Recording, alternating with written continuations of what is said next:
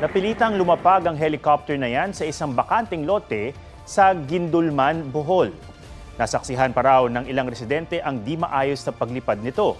Nang makalapag, doon na-diskubring nahagip ang propeller ng PC ng saranggola.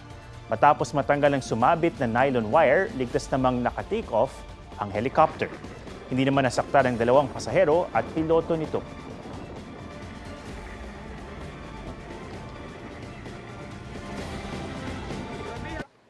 Isinagawa ngayong gabi ang pag-alala ng mga taga-Kapuso Network sa premyadong aktres na si Jacqueline Jose.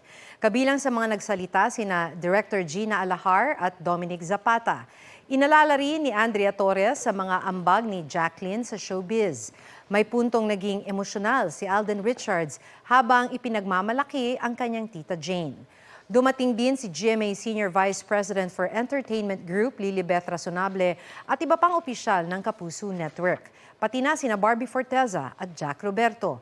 Sa huli, nagpasalamat ang anak ni Jacqueline na si Andy sa mga nagmahal sa kanyang ina. Bukas na ang huling gabi ng lamay. Sa linggo naman ng inurnment o paglagak ng abo sa huling hantungan na pribado lang para sa mga kamag-anak at malalapit na kaibigan. March 2 nang pumanaw si Jacqueline Jose dahil sa atake sa puso. We have been blessed to have witnessed your artistry, experienced your work, and your friendship, and your love for the industry and for your craft. It warms my heart to know how much everybody loved my mother. It's been helping me so much to see that every single one of you, I know every single one of you because she tells me about all of you.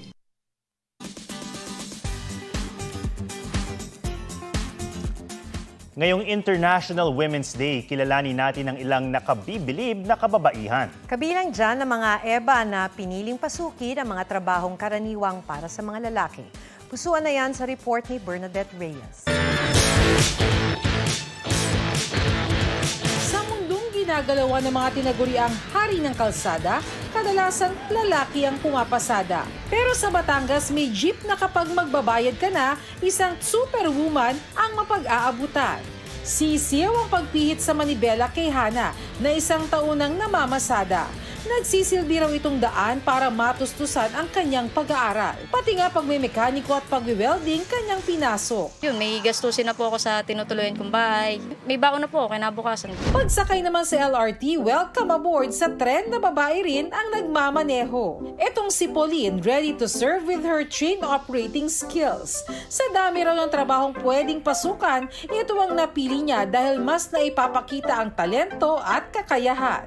Mga poste ng kuryente naman ang pinagkakaabalahan nitong si Seiya. Kay babae kong tao, bakit ko gustong umakyat sa poste? Pero happy po ako na ginagawa ko yun. Sa 2 taong pagiging meter reader at line woman, napatunayan niyang sa trabaho hindi hadlang ang kasarian. Bagay na pinatunayan din ng all-women crew ng isang airline. Ang mga pilotong sina Jasmine at Nicolette na kapwa mommies, tuloy pa rin ang karera sa himpapawid. For us women, you have to fly. Bernadette Reyes, nagbabalita para sa GMA Integrated News.